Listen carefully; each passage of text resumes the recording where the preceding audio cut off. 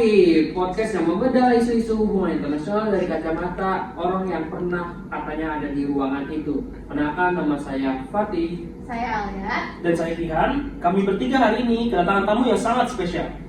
Betul banget. Jadi buat pendengar yang baru gabung nih, minggu ini di kelas kami, maksudnya di redaksi kami, lagi ramai bahas satu film doku-drama yang berat banget nih. Judulnya adalah Second with the Devil, tentang genosida Rwanda 1994 dan pasukan penjaga perdamaian PBB UNAMIR yang dipimpin oleh Jenderal Romeo Dallaire.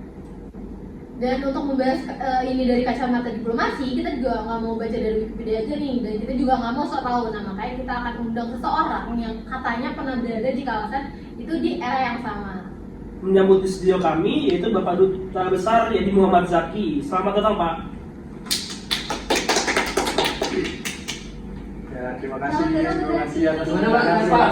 Sehat. Silakan duduk Pak. Siap.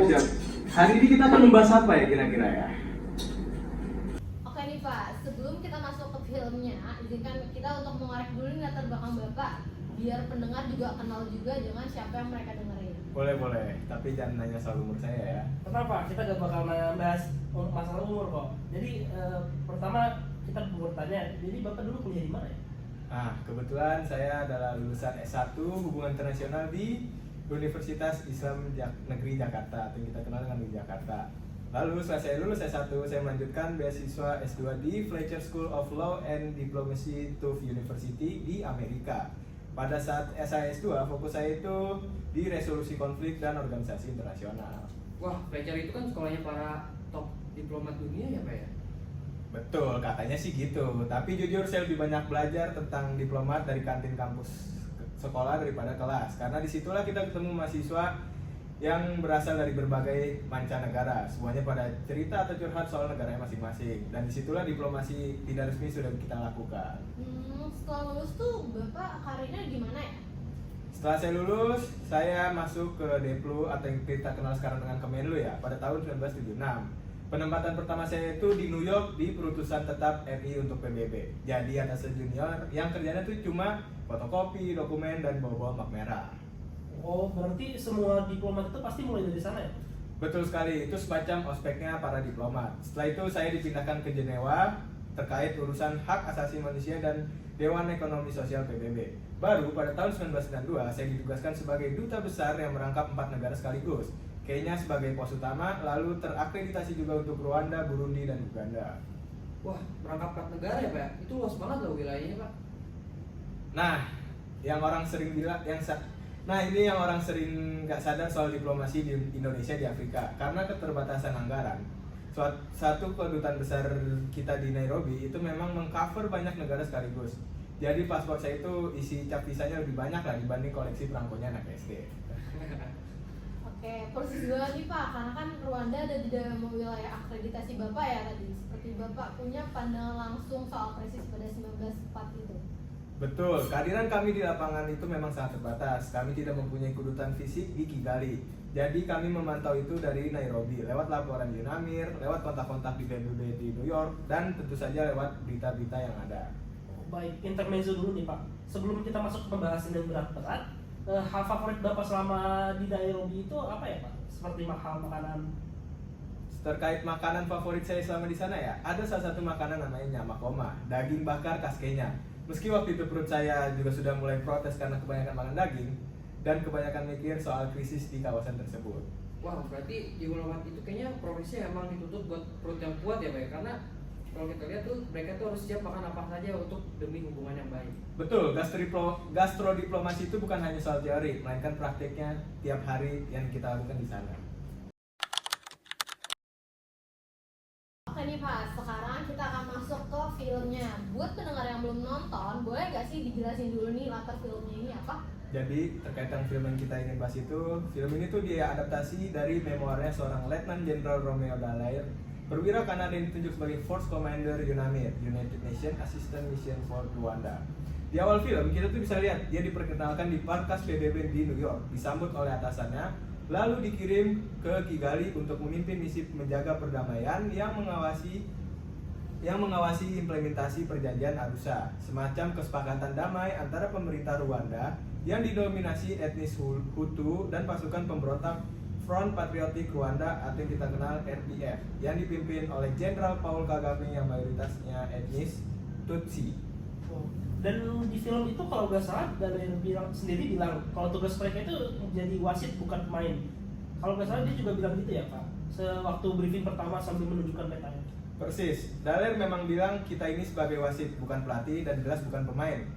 Yang bikin merindingnya itu dia juga bilang persenjataan mereka itu cuma untuk pertunjukan, bukan bahkan peluru untuk latihan menembak saja tidak cukup. Ini poin krusialnya dalam teori diplomasi dan peacekeeping. Mandat UNAMIR itu ringan sekali.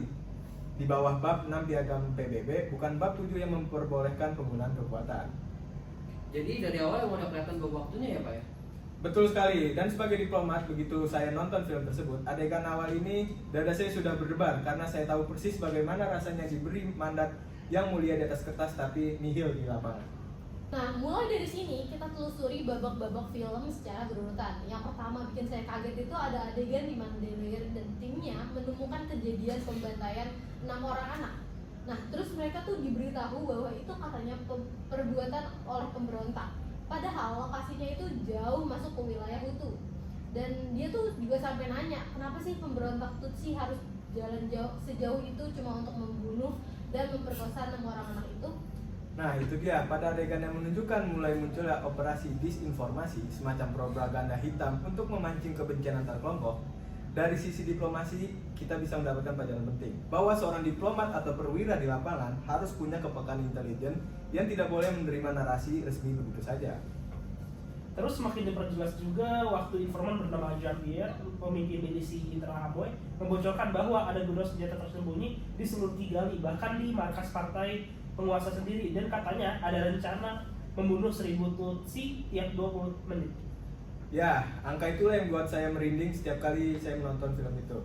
Dallaire lalu meminta izin ke markas PBB di New York untuk melakukan penggerebekan gudang senjata itu dalam 36 jam. Tapi jawaban saya mengatakan tidak. Alasannya karena PBB waktu itu masih trauma berat dengan pengalaman Somalia, insiden Mogadishu. 18 tentara Amerika tewas dan New York tidak mau ambil risiko atas tindakan ofensif ini lagi. Wah, itu bagian yang menurut saya yang paling menyakitkan untuk ditonton ya Pak. Karena kelihatan itu banyak banget ada gap antara yang ada di lapangan sama yang ada di markas pusat. Betul, ini yang dalam teori diplomasi disebut ketegangan headquarter field tension, yaitu ketegangan antara markas besar dan lapangan. Dan ini bukan cuma soal birokrasi, ini soal psikologi organisasi internasional yang risk averse, yang lebih memilih tidak bertindak daripada bertindak salah. Padahal dalam krisis kemanusiaan, tidak bertindak itu sendiri adalah sebuah keputusan atau konsekuensi nyata. Berarti sedikit intermezzo dulu nih ya Pak, biar nggak makin berat. Kalau Bapak jadi di posisi itu dengan latar belakang diplomat Indonesia yang terbiasa dengan prinsip non intervensi ala ASEAN, gimana sih rasanya melihat birokrasi PBB menolak permintaan itu? Ini pertanyaan jebakan ya buat saya ya. Tapi jujur, kalau saya sebagai orang yang tumbuh dalam diplomasi ASEAN yang serba musyawarah atau pengambilan secara mufakat, saya justru paham betul kenapa New York bergerak lambat, karena setiap keputusan itu harus mempertimbangkan kepentingan 5 anggota tetap Dewan Keamanan. Tapi itulah masalahnya, konsensus yang lambat itu punya harga dan harganya nyawa manusia. Oke, lanjut ke babak berikutnya yang menjadi baik dari kondisi situasi ini, di mana pesawat yang ditumpangi oleh Presiden Habyarimana ditembak jatuh saat mendarat di Bandara Kigali. Ya, pada momen inilah paling krusial dalam sejarah modern Afrika. Begitu pesawatnya jatuh, dalam hitungan jam, roadblock mulai muncul di seluruh kota, dan pembantaian sistematis pun dimulai. Dalam film digambarkan, Dallaire tuh langsung berkoordinasi lewat radio, mencoba mengamankan lokasi posisi jatuhnya pesawat, sekaligus menghubungi Perdana Menteri Agate untuk memastikan siapa saja yang sah untuk memimpin pemerintahannya. Nah, di situ kan juga ada kejadian yang menegangkan tuh waktu dia ngobrol pakai bahasa Prancis dengan Kolonel Bagosora yang menyebut Perdana Menteri Agate itu tidak punya dukungan rakyat maupun kabinet. Nah, semacam sinyal kalau emang saat itu tuh militer udah mengambil alih kendali secara de facto ya Pak. Ya, ini contoh sempurna dari apa yang kita sering sebut pada diplomasi, yaitu krisis real time. Yaitu diplomat harus bisa membaca sinyal kekuasaan yang bergeser dalam hitungan jam, bukan minggu. Perhatikan juga bahkan bahasa tubuh dan pilihan katanya Bagosora. Itu halus tapi berbahaya. Dia sedang menyampaikan bahwa otoritas sipil sudah kehilangan kendali. Oh, dan gak lama juga ya setelah itu 10 peacekeeper Belgia juga dibunuh di camp Kigali ya. Disiksa dulu terus sebelum dibunuh. Ya, itu adegan yang sangat menyeramkan atau yang menghantui. Karena itulah yang akhirnya memicu penarikan penuh kontingen Belgia dari misi. Padahal kontingen Belgia itu tulang punggung dari Unamir. Begitu Belgia mundur, moral dan kapasitas Unamir langsung jatuh drastis. Baik, lanjut. Dan ini bagian yang menurut saya yang paling dramatis dari sisi diplomasi, di mana Sekretaris Jenderal PBB lewat telepon memerintahkan Delaire untuk menarik seluruh pasukannya. Tetapi Delaire menjawab, dengan hormat Pak Sekretaris, itu perintah yang tidak akan saya patuhi. Ya, memang pada adegan itu saya putar ulang lebih dari sekali. Karena setiap saya mengajar, maksud saya tiap saya diskusi soal ini, karena itulah momen yang dimana etika pribadi seorang komandan berbenturan langsung dengan struktur komando formal organisasi internasional. Delaire akhirnya bertahan dengan pasukan yang diusutkan drastis. Dari sekitar 2.300 orang menjadi hanya 260 orang, semuanya sukarelawan. 260 orang doang Pak buat melindungi puluhan ribu pengungsi itu. Betul, dan Delaire bilang di film itu, kami di sini untuk bertahan melindungi yang tidak bersalah semampu kami dan menjadi saksi apa yang kita tidak ingin dilihat dunia. Kalimat itulah yang menurut saya adalah definisi paling jujur dari peacekeeping. Ketika mandat formalnya sudah runtuh, yang tersisa cuma keberanian moral dari individu. Oke, biar suasananya jadi nggak makin berat nih Pak, boleh nggak sih Pak cerita waktu Bapak dengar soal keputusan itu, apakah rekan-rekan diplomat yang ada di Nairobi ini sempat berdiskusi, ini Delaire nekat apa enggak sih? Ya, jujur pada waktu itu ada yang bilang kalau Delaire itu nekat, ada yang bilang dia pahlawan. Saya pribadi sebagai orang yang kerjanya menulis nota diplomatik dan menghadiri resepsi, waktu itu merasa ini orang niatnya baik banget, tapi kok berani banget melawan pemerintah atasannya sendiri. Tapi belakangan ini saya sadar, kadang keberanian moral memang harus melawan arti institusinya sendiri. Sekarang lanjut ke bagian negosiasi dengan Kagame soal pertukaran pengungsi 1 lawan 1 antar garis pertempuran, dan juga adegan dari Delaire yang berjabat tangan dengan iblis, istilah yang menjadi judul dari film ini, waktu dia harus menemui pimpinan Mitra Hambo. Ya, sebenarnya ini inti dari judul filmnya. Delaire menyebut dirinya itu kalau merasa sudah berjabat tangan dengan iblis setelah bertemu para pemimpin milisi genosida demi menyelamatkan nyawa lewat kesepakatan transfer Sandra. Dan dia merasa bersalah karena katanya dia benar-benar bernegosiasi dengannya. Ini soal dilema etis paling berat dalam praktik diplomasi kemanusiaan. Kadang kita harus menyelamatkan nyawa, tapi dengan cara duduk semeja dengan pelaku kejahatan luar biasa. Terus sementara itu dengan di Kagame, Delaire juga harus meredam ambisi RPF untuk menyerbu parit penuh. Karena secara militer RPF ini kan jauh lebih unggul ya. Betul, kalau kalian ingat dengan waktu Shin Kagame bilang dia akan memberi peringatan 24 jam sebelum melanjutkan permusuhan, dan Delaire pun menjawab itu peringatan, dan Kagame pun menjawab bukan, itu janji. Itu dialog singkat tapi syarat makna, yang dimana menunjukkan bahwa di lapangan Delaire harus menyimbangkan dua front sekaligus, pemerintah interim yang melakukan genosida dan RPF yang punya legitimasi moral tapi juga agenda militernya sendiri.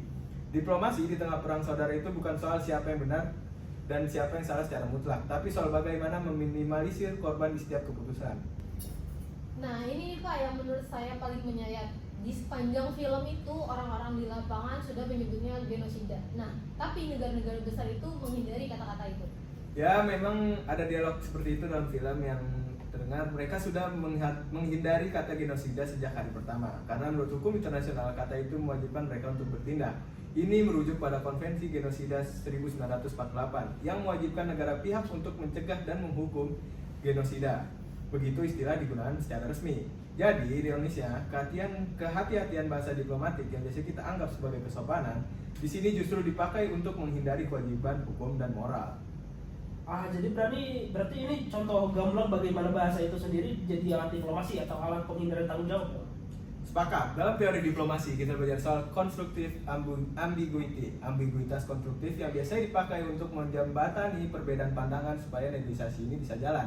Tapi di kasus Rwanda, ambiguitas itu dipakai untuk sesuatu yang jauh lebih kelam, menunda tindakan penyelamatan nyawa manusia. Terus menjelang akhir film ini ada intervensi dari Prancis, yaitu Operation Turquoise yang menuai kontroversi besar. Ya, memang di akhir film ini menunjukkan kritik yang sangat tajam lewat dialog Delaire ke seorang jurnalis yang menuduh Prancis sebenarnya datang untuk menyelamatkan sekutu lama mereka yang sedang kalah perang, bukan murni untuk kemanusiaan. Bahkan disebutkan juga Prancis ini pernah menjual senjata dan melatih pengawal presiden yang justru terlibat dalam kasus genosida tersebut. Nah, ini menarik banget nih dari sisi diplomasi karena menunjukkan bagaimana kepentingan nasional sama kedekatan historis dan geopolitik Prancis dengan Rwanda Francophone itu bisa berbenturan, bahkan menyamar sebagai misi kemanusiaan. Ya betul sekali, dan ini bisa menjadi pelajaran penting buat mahasiswa diplomasi terutama. Karena motif kemanusiaan dan motif kepentingan nasional itu tidak selalu bisa dipisahkan secara bersih. Tugas seorang diplomat yang baik adalah mengenali kapan sebuah intervensi murni humanitarian dan kapan ia dibungkus kepentingan strategis. Dallaire di film ini akhirnya tetap mendukung rencana itu, tapi dengan syarat pasukannya dijaga sejauh mungkin dari Kigali, karena dia tidak bisa sepenuhnya percaya niatnya Prancis. Ya akhirnya genosida berakhir setelah RPF berhasil merebut Kigali 100 hari berlalu dan hampir 1 juta orang tewas. Ya betul, dan yang menyayat hati saya sendiri, film ini juga menunjukkan sisi manusiawinya seorang Jenderal Dallaire. Dia mengalami tekanan psikologis luar biasa, halusinasi, gangguan tidur, bahkan sempat mencoba melukai dirinya sendiri. Sampai akhirnya harus menerima dibebas tugaskan dari komandonya. Ada satu kalimat yang menurut saya itu paling dalam dari sepanjang film ini. Ketika kamu bersalah, kamu bisa bertobat, mencoba menebus dosa. Tapi ketika kamu gagal, itu semua selesai. Seperti pintu besi yang tertutup rapat, kamu tidak akan pernah bisa membukanya lagi. Waduh, berat banget ya Pak kata kalimat itu. Ya, memang sangat berat perkataan yang diucapkan seorang Jenderal Dallaire. Ini mengingatkan kita bahwa di balik setiap kegagalan kebijakan internasional, ada manusia yang bukan cuma statistik atau resolusi Dewan Keamanan yang menanggung beban psikologis seumur hidup. Ini juga alasan kenapa sekarang ada perhatian yang lebih besar terhadap kesehatan mental pasukan penjaga perdamaian, sesuatu yang dulu nyaris yang tidak pernah dibicarakan sama sekali. Oke Pak, sekarang bagian yang paling kita tunggu-tunggu nih. Kalau Bapak diminta memposisikan diri sebagai diplomat, apa Lanjut. Kes. Oke Pak, sekarang bagian yang paling kita tunggu-tunggu nih. Kalau Bapak diminta untuk memposisikan diri sebagai diplomat, katakanlah sebagai duta besar RI yang wilayahnya akreditasinya termasuk Rwanda, keputusan apa nih yang akan Bapak ambil kalau berada dalam situasi seperti yang Dallaire alami? Wah, pertanyaan yang berat nih dari Kak Alia. Oke, saya coba jawab dari 3 POV yang berbeda ya. Pertama, di level informasi dan pelaporan. Begitu ada indikasi kuat yang diinfokan seperti JNPR soal penimbunan senjata dan rencana pembantian sistematis, saya akan mendesak agar laporan itu dieskalasi bukan hanya lewat jalur militer PBB, tapi juga lewat jalur diplomatik bilateral dan multilateral, termasuk melalui forum gerakan non-blok dan OKI. Karena Rwanda itu saat itu juga anggota OKI, suara dari negara-negara berkembang seringkali kurang didengar oleh Dewan Keamanan. Padahal kita punya legitimasi moral untuk bicara soal non-intervensi yang keliru diterapkan pada situasi genosida. Dan dari POV kedua, di level keputusan operasional, saya akan mendukung permintaan Dallaire untuk melakukan penggerebekan gudang senjata karena secara hukum itu jelas yang berada dalam kerangka penegakan perjanjian Arusha. Menahan diri secara berlebihan justru mengorbankan kredibilitas misi itu sendiri. Dan dari POV terakhir, yang ini paling sulit karena soal keputusan bertahan meski mandat sudah runtuh. Saya sependapat dengan pilihan Dallaire yang untuk tetap tinggal. Karena dalam diplomasi kemanusiaan, kehadiran fisik itu sendiri adalah bentuk perlindungan, simbolik presence yang menyelamatkan nyawa, bahkan tanpa kekuatan tembak yang memadai. Dan menurut Bapak, hasil akhirnya itu seperti apa ya Pak, kalau kita melihat dari kacamata diplomasi internasional hari ini? Ya, kalau berbicara hasilnya itu pahit, tapi juga jadi pelajaran besar. Kegagalan komunitas internasional mencegah genosida Rwanda inilah yang kemudian mendorong lahirnya konsep Responsibility to Protect atau kita kenal R2P yang disahkan PBB pada tahun 2005. Prinsip ini bahwa kedaulatan negara bukan lagi tameng absolut ketika negara tersebut gagal atau justru menjadi pelaku kejahatan terhadap kemanusiaan. Jadi, walaupun UNAMIR gagal menyelamatkan hampir 1 juta nyawa, kegagalan itu membentuk ulang arsitektur hukum dan norma diplomasi kemanusiaan di dunia. Nah, ini dia nih Pak. Karena menurut Bapak isu ini film paling penting karena dibahas dalam sudut pandang diplomat, bukan cuma sejarah atau aktivis HAM. Ya, karena film ini pada dasarnya adalah studi kasus lengkap tentang kegagalan suatu diplomasi multilateral. Mandat yang lemah, komunikasi headquarters field yang buruk, ambiguitas bahasa yang dipakai untuk lari dari kewajiban hukum, benturan antara kepentingan nasional dan kemanusiaan, dan yang paling penting, adanya dilema etis pribadi yang harus dihadapi seorang pengambil keputusan di lapangan ketika sistem di atasnya gagal berfungsi. Buat mahasiswa diplomasi, ini bukan soal PBB-nya gagal, tapi soal bagaimana kelembagaan, aturan main, dan keberanian individu semuanya berinteraksi dan kadang berbenturan dalam krisis nyata. Kalau kita belajar dari kegagalan sistematik semacam ini, kita beresiko mengulanginya lagi, entah di Rwanda berikutnya atau di krisis kemanusiaan yang lain yang sedang terjadi di dunia hari ini. Sangat berat ya Pak, tapi kita dapat ilmu baru sih dari topik kita hari ini. Ya, itulah seninya diplomasi. Kelihatannya penuh jamuan makan malam dan jabat tangan dengan para pejabat. Padahal di baliknya kadang menyangkut hidup mati jutaan orang. Baik, sebelum kita tutup pembahasan kita kali ini, aku kasih kartu dulu untuk Bapak Zaki. Ya malah bagus. Lanjut. Baterai udah mau habis nih. Udah habis ini. Udah habis ini. Oh, iya, 2, 3. Oke, sebelum kita tutup pembahasan kita kali ini, kuis kita tutup dulu untuk Bapak Zaki. Kira-kira kalau kita harus menilai 1 dari sampai 10 untuk nilai kinerja diplomasi internasional dalam kasus Rwanda ini, kira-kira berapa ya nilai? Ya, saya kasih 3 lah. Dan itu pun saya kasih poin tambahan karena Dailer pribadi yang sangat luar biasa, bukan karena sistem yang bagus. Dan kalau harus kasih nilai buat kepribadian pribadinya Dailer berapa kira-kira? 10 tanpa ragu. Malah kalau bisa saya kasih 11. Mantap banget. Oke, baik nih Pak Zaki, terima kasih banyak ya sudah meluangkan waktu berbagi cerita dan analisis hari ini. Ya, saya ucapkan sama-sama karena saya jujur senang sekali bisa berbagi ilmu terkait diplomat dengan adik-adik mahasiswa ini. Oke. Semoga generasi diplomat muda yang dengar podcast kali ini bisa belajar bahwa diplomasi itu bukan cuma soal basa-basi tentang protokoler, tapi soal keberanian mengambil keputusan yang benar, bahkan ketika sistem itu sering gagal. Oke, terima kasih kepada para pendengar setia di Blog Ngopi. Sampai jumpa di episode berikutnya. Dadah, sampai jumpa. One is the loneliest number that you'll ever do.